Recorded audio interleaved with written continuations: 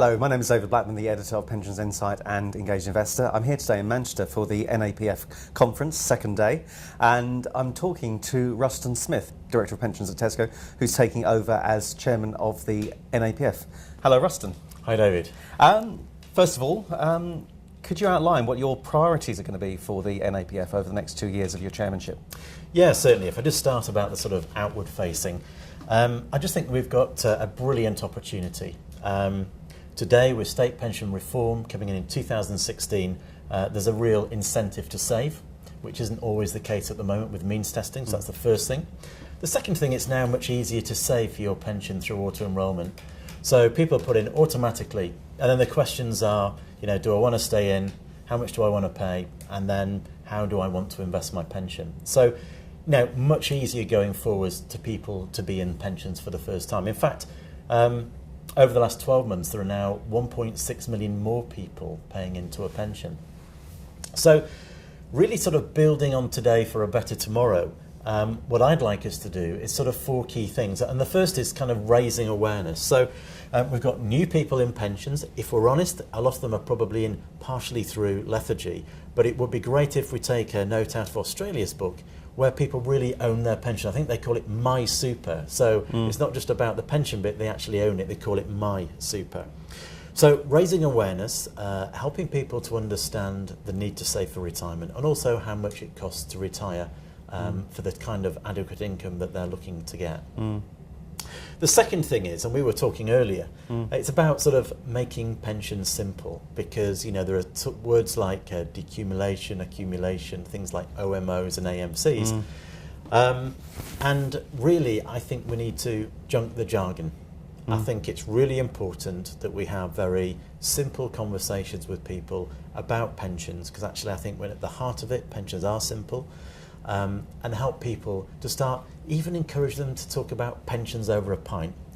Might be a bit of a sort of a stretched objective, but all the same, I think if we can just get people more engaged and then get them into pensions, I think that can be a good thing.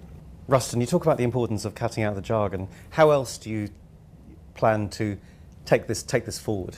So that's a really good point, David, actually. And there are 2 other key things which I think are really important. The first is just recognising that stuff's changing in the world of pensions. Today, you might work today and then retire tomorrow. There's no cliff edge, I think, going forwards. I think it's more likely to be a transition where people sort of gradually reduce their earnings and then go into full retirement. So I also think that, it's important to make sure we've got the right choices for people at retirement on the back of that. So what I'm asking really is industry to work together. So basically, we have more innovative and creative products so that we can really meet everybody's individual needs. So I think that's really important. And then finally, it's really about sort of building confidence. To underpin everything that I've said, to build on today for a better tomorrow, it is about building confidence to make sure that we have pensions people trust.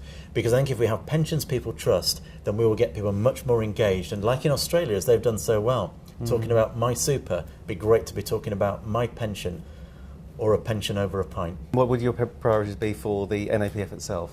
And for the NAPF itself, I think that clearly we're just setting up the new Defined Contribution Council alongside the DB Council. And the reason for that is because we need much greater focus on defined contribution going forwards as the future provision of pension in the UK. So the first thing is that we're going to have some changes to the board. So one of the things that I want to make sure we do is work very well as a team. We've got complete clarity of purpose. We know where our priorities are. We know the timelines in which we need to deliver them. So that's the first thing, clarity of purpose and getting the team working well together. I think the governance within the NAPF is good, but I always believe in continuous improvement. So one of the things for me is to make sure that we look at decision making. Is there a way in which we can make it more effective and efficient so we can move forwards and do a better job for members? The third thing as well, for me, is around listening to members. And I've been doing that at the conference and leading up to the conference. Because what's as important to me, obviously I'm from retail and customers at the heart of everything that we do. To me, our members are our customers. And what I want to really be clear on is what their challenges are, what's important, and just make sure that we can really deliver for them. So we act well on their behalf. And then finally, just making sure that the NAPF has the right level of resource, because obviously we've got some challenges ahead. And what I want to make sure of is that we actually are well resourced with the right people to make sure that we can deliver, remain modern and relevant, and remain the voice of the industry going forwards. Great. Well, thank you very much for your time, and good luck in your 2 years. Thank you very much. Thank you. Thank you.